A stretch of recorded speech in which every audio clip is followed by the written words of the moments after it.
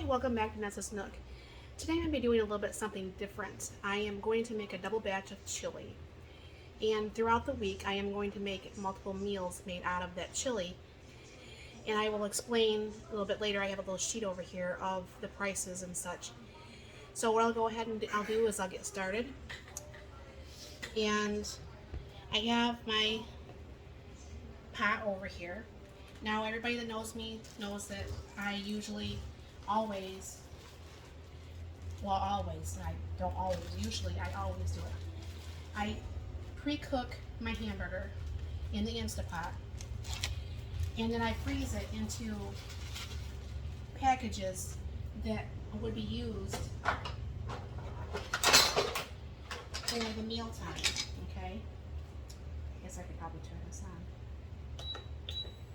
So, I'm just going to pick this up a little bit because I don't really care for huge chunks of hamburger unless I'm having a hamburger. Alright, so what I do is I take my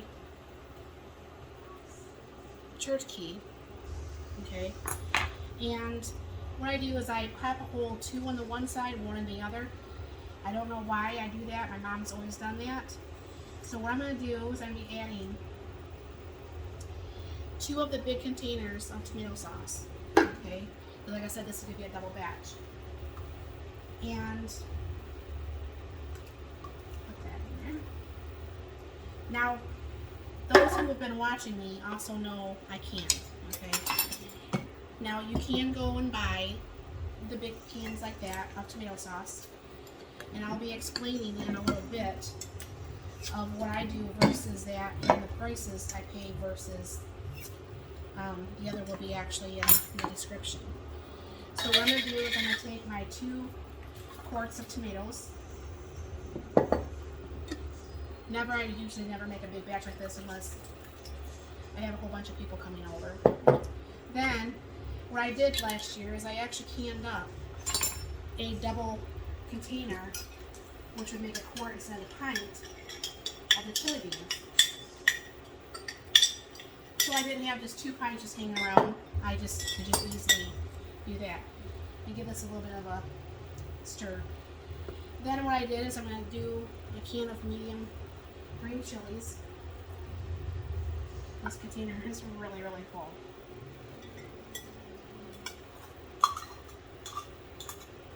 Alright. And then you guys hear me talk about my dehydrated stuff. You don't have to have a dehydrator in order to use dehydrated things, but these are dehydrated green peppers, which will come back easily once this is cooked for a little bit. And this is dehydrated onions. Now I did buy a really huge container, I think 15 pounds of dehydrated minced onions off Amazon. I bought like a number 10 can of the green peppers.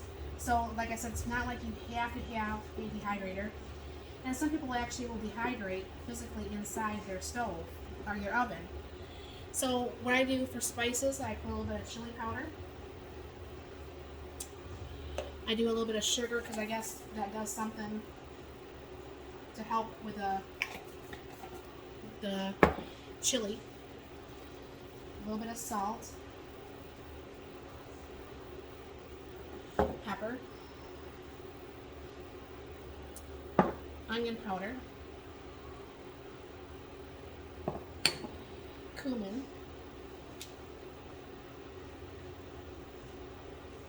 if you look up the recipes online, come out, of chilies,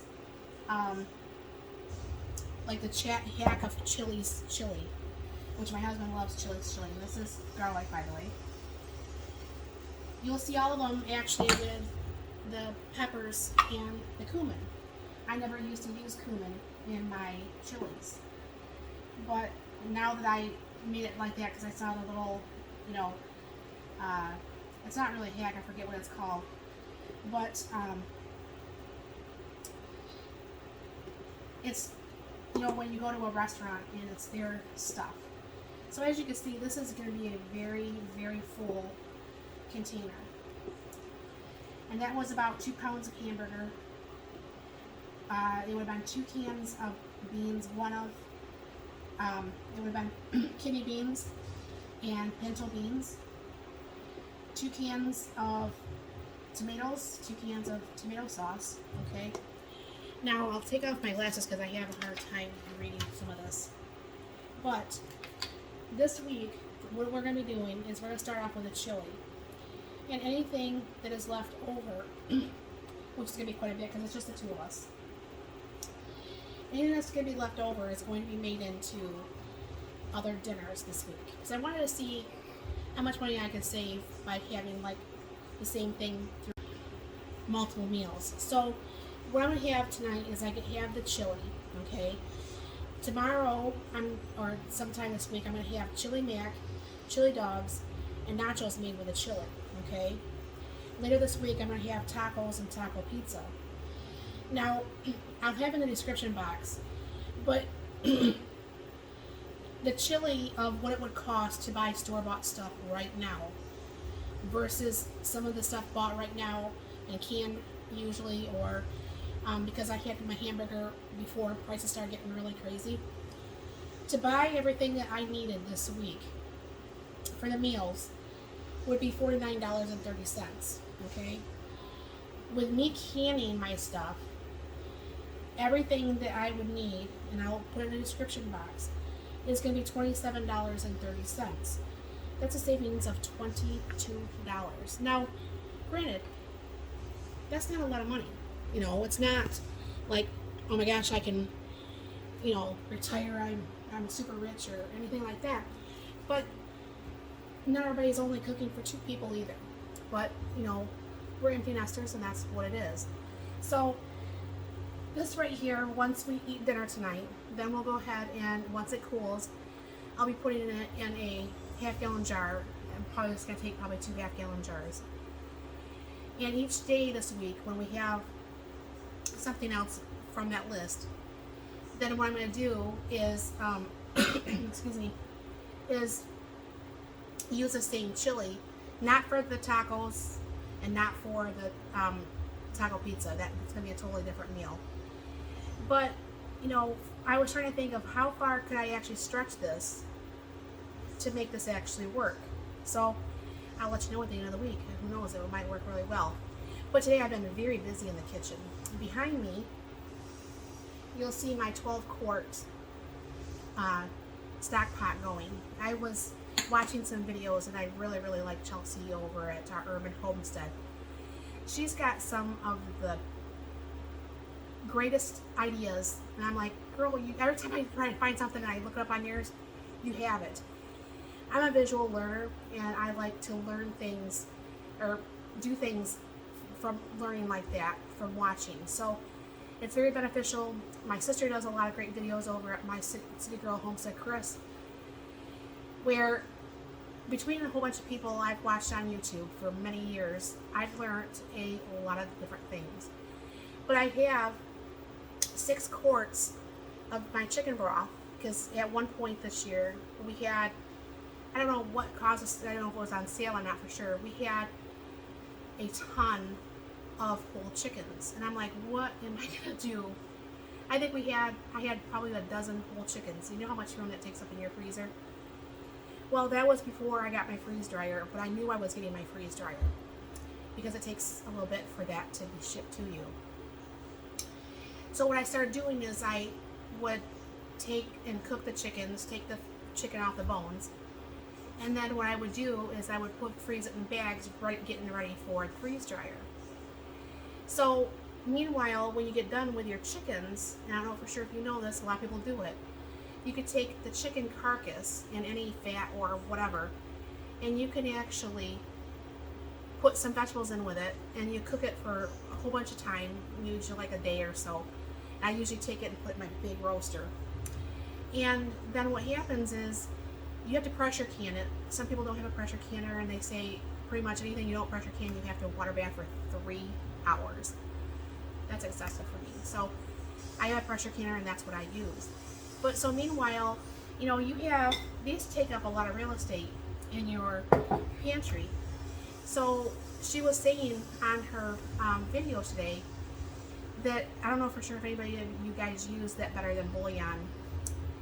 It's a very, very good tasty bouillon. However, it's very expensive and it's got the chemicals and so on and so forth. So I was watching her video and I'm like, geez, I've got tons of quarts of chicken broth that I can actually go ahead and make into better than bouillon. So that's what's going on back there. I also had, I don't know, a good 20 pounds of potatoes that I had to clean, slice, parboil, and that is now, I have 8 trays in my, I have 5 in my freeze dryer and 3 in the freezer waiting to be put in the freeze dryer. So when this gets done, that's going to be my 2 trays of better than bouillon. So when I get done and I actually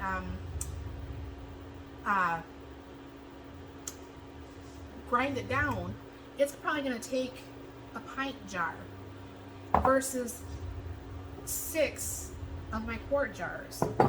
So if you can do stuff like that, definitely, I used to be so afraid of pressure cookers. My mom used to use pressure cookers, like I said, for the oxtail and noodles and some other meals. And we were always told, don't walk around, don't jump around, don't do anything, and it'd be, and that scared the bejeebies out of me. One day, we don't have cable, we've not had cable for years. One day, my husband and I were putting an antenna on one of the spare bedrooms upstairs, and we were pulling local channels through the antenna. So I'm like, okay, then there was this infomercial. Now this has been a good 7+ years, because we've lived here for 8 years now, and there was a infomercial for an electric pressure cooker. I'm like, geez, well, maybe we should try one of those, that the infomercial sold me for sure. Well, I don't really care for that particular type of pressure cooker. The inside thing, it's nonstick. I don't care for nonstick, and it's scratched like no other. I sold them to my brother-in-law really cheap, so he has them. Maybe he doesn't anymore. Then I started buying the Instapots, and the Instapots are stainless steel, and that's what I like. So, definitely, some people I see on my pages, I'm on a lot of Instapot pages and stuff like that, they are definitely afraid, like I was, of any pressure cooker. But definitely, if you can like this thing here of the beans, okay? You can buy a bag of beans. Back when it was a dollar store, it was actually $1. You could buy a bag of beans, and if I remember right, I don't remember, because I do them dry dry canning, or I don't reconstitute them before I cook them. But I want to say 1 pound of beans made 5 pints. This is a pint, this is 16 ounces, and a regular can is like 15.9. Not only does whatever you cook, store-bought beans versus home canned beans, I'm not a bean fan, they are just 100% better. So, definitely, you can't cook or you can't pressure cook in like my Instapot. They do have the Instapot Max, and they also do have that Presto now that will actually take the quarts. So I have one of those coming on the 20th. So I'm going to be checking that out and see if I really like that or not. But I have the stovetop ones too. But definitely, if you can, like I said, that would be that jar that had both the pinto and the red beans. That would have been 25 cents, if that, a jar. Yeah, okay, your time, your effort, your gas, your electric, your jars, your lids, everything like that, I get that. But the thing is, once you have the thing of buying the pressure cookers, you have some jars, you have some lids, you have that stuff, then you're reusing your lids, you're reusing your jar, you're not, some people do reuse their lids. You reuse your jars, you reuse your bands. So, the cost is minimal, but This, like I said, when you look at the price, and I'll see it show down in the comments, the price of what I pay with my canned stuff versus what I had to buy through the store, that's $22 just this week. This week. I mean, that's just, I don't know, that's kind of crazy. But I mean, a lot of times, if you can get a hold of a freeze dryer, I mean, they're very expensive, but I mean, you can sit there and anything that's left over, like if I get done with this week and we still have some chili, I can go throw that in the in the freeze dryer, or I can pressure can it into ready to eat jars, so when we want some chili, we don't have to break everything out and make a thing of chili. You can definitely get over your fear. I know my sister, she was afraid the first time I went over to her house. She's so funny. She was hiding behind me, like I was hiding behind my husband, but she was hiding behind me, and I'm like, she's like, oh, and I'm like, how are you going to learn once I leave if you don't come a little bit closer? So she did, and she is a canning fool. I think she actually has more things canned than I even do, believe it or not. But, I mean, she started canning and she got nipped by that bug. And anybody who cans can tell you, once you get bit, you get bit. And it's just amazing to see. I mean, I won't put it on YouTube or anything, but I have got my Made with Love cabinet over here. And my husband made the shelves together. We bought 3 shelves and made it into 2 shelves. So the quarts are with the quarts, and the pints are with the pints, and the half pints are with the half pints, and more can fit on there.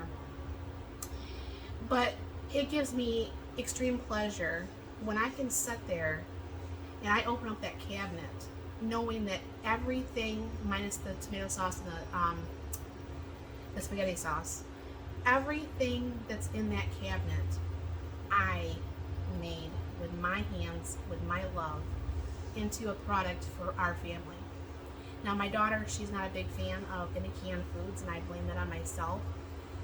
I grew up with my grandparents having a garden, and I mean, every year, we would raid the garden and eat everything raw and warm from the sun, and there was nothing like a fresh picked tomato, green beans.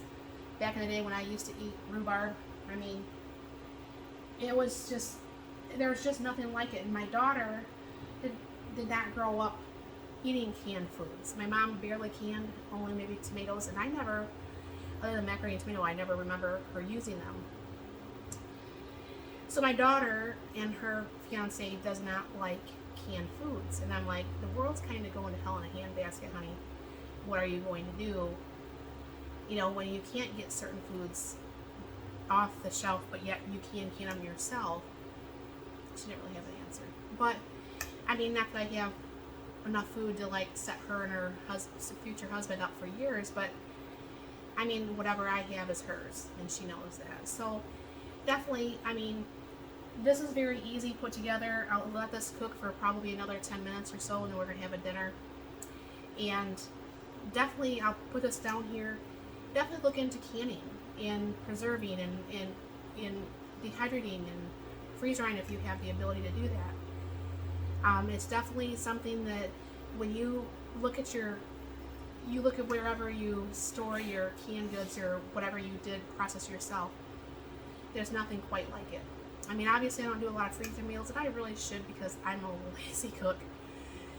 Maybe one of these weeks I'll get around and I'll do freezer meals, but I just like to do something that's quick and simple. Throw it in the Instapot, throw it. I don't usually use my oven a lot. Throw it on the stove, throw it in the Instapot, and dinner's done. My husband says he eats okay. I'm not no 5-star chef to begin with or anything, but definitely, if you can, try to stock up on food. Try to stock up on the things that you can have control of for chemical-wise and such. And definitely keep an eye out for this week for the foods that I'm going to be making with all this chili. And I'll probably have quite a bit left because, like I said, it's just the 2 of us. But thank you for stopping by, and you have a wonderful day. Please like, share, and subscribe. Have a great day. Blessings to you. So my husband had made a metal shelf. Well, he didn't make it. He put it together for me. And it has the quarts with quarts and the pints with the pints. So it makes it really nice. But if you can get over your fear, or if you have the financial ability to buy a canner, or even if you have to start off with a water bath canner, stock up on your food. Do the things that you can do to not be so independent on the man, or getting all your stuff from the grocery store or whatever. Grow a garden. Do anything that you can do to make yourself more self-reliant. Obviously, this has been something that back in the day I never did do, but it is something that I really, really, really enjoy doing now. And like I said, I mean, my daughter, she doesn't like my canned goods. I don't know for sure if hell broke loose, if she ever would eat them. When you're starving, it's a whole nother story compared to, I don't want it. Because she didn't grow up like I did. My grandparents had this massive garden. And I can remember stealing tomatoes and just green beans and rhubarb and, I mean, you name it. I mean, they had it there. And my parents had a very small garden everywhere we lived. My grandma canned, but I don't remember ever eating her canned good. But maybe I did. I just don't. There's parts of my childhood I just don't remember. And so I tell my daughter, I said, you should probably try to do some of this stuff. But she's. And of course, when you're 25, you know everything, and mom don't know anything. So definitely, when you get a chance, even if you have to come over to someone's house and watch how it's done, start a very, very small garden yourself. I mean, just even if it's one tomato plant or one pepper plant or something. I've never been very successful at growing peppers, and I want to because I love peppers so much. But whatever you can do to be more self-sufficient, because if the world is going to go bad, are you going to have the ability to feed yourself, feed your family, feed your friends, your neighbors? Or will you succumb to whatever happens when you starve to death? So definitely, obviously, this kind of went off kilter for the thing, but you'll see down in my message thing about the saving the money and why this went off on a rant today. But definitely, if you can, do what you can to be self-sufficient, But thank you very much for stopping by. I hope you enjoyed the video. Please like, subscribe, and share. Definitely check out Chelsea over at Our Urban Homestead and my sister over at City Girl Homestead. I'll link their stuff down below too. And you'll see where it's got the better than bouillon, which I can't wait to try because, well, not that I could taste it, but I can't wait to try it. But anyways, thank you very much for stopping by, and have a wonderful, blessed day.